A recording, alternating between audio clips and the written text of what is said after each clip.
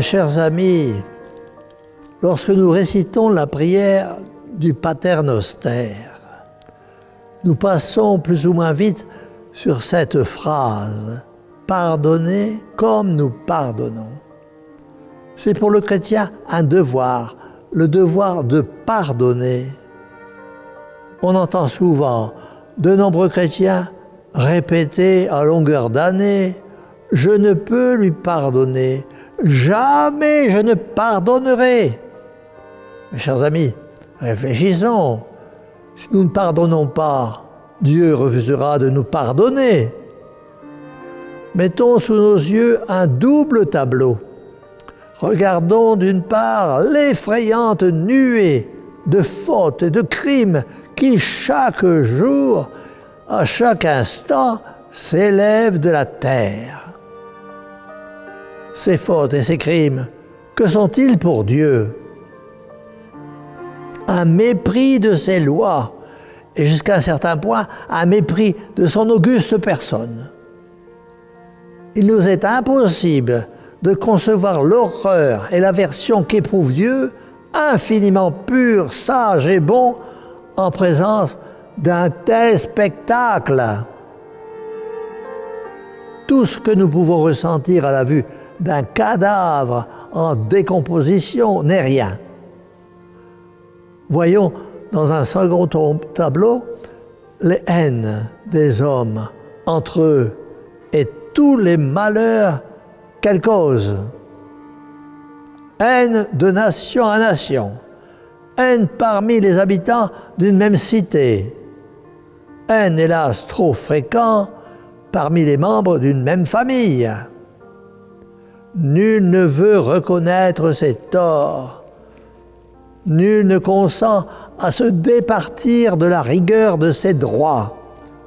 Par contre, chacun s'exagère les torts d'autrui et se croit toujours injustement lésé. Ne croyez-vous pas qu'il y a assez de maux inévitables sur cette pauvre terre pour s'en créer de nouveaux? Les amis, Jésus-Christ notre Seigneur, divin pacificateur, se présente à nous. Son sang très précieux versé lui donne le droit de parler à Dieu et aux hommes et de se faire écouter d'eux. Quelle proposition de paix va-t-il faire? Il la résume dans cette belle demande du Pater. Père, pardonnez les offenses des hommes, comme les hommes se pardonneront entre eux, les leurs.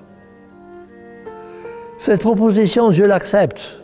Les chrétiens que nous sommes peuvent-ils la repousser? Si l'ensemble des hommes comprenaient l'amour immense de Jésus-Christ notre Seigneur, il abdiquerait leur folie de haine, de vengeance, d'orgueil et de jalousie. Si chacun d'eux avait le bon sens de renoncer à ses misérables rancunes, si chacun s'appliquait à voir ses propres torts de plus près et chercher pour ceux des autres des excuses, le monde serait bien changé. Ce changement, la foi en Jésus-Christ notre Seigneur peut seule l'accomplir. Voilà pourquoi, sur les rivalités sanglantes des peuples, comme sur les divisions lamentables des citoyens, des familles et des membres de l'Église, nous entendons monter du fond de nos cœurs cette grande parole inspirée par l'Esprit Saint. Nous devons, dès aujourd'hui, chacun à sa place, tout restaurer dans le Christ par Marie. Tout restaurer dans le Christ par Marie. Hélas, cette grande parole est bien loin d'être entendue. Faut-il désespérer?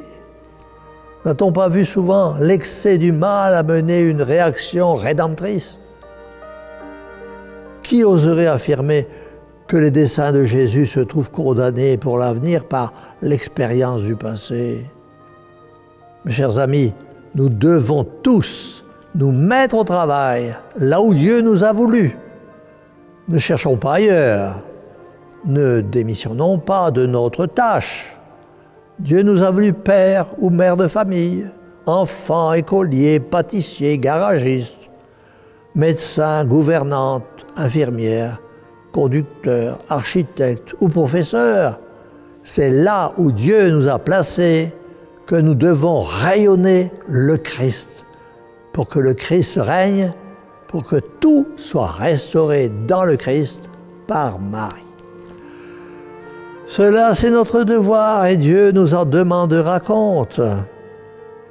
Si le monde devenait chrétien, il comprendrait alors, mais alors seulement, que les conditions de la paix se trouvent dans le renoncement et l'amour. Les hommes enfin conscients de leur tort envers Dieu répéteraient avec une joie profonde cette demande du Pater. Pardonnez-nous comme nous pardonnons.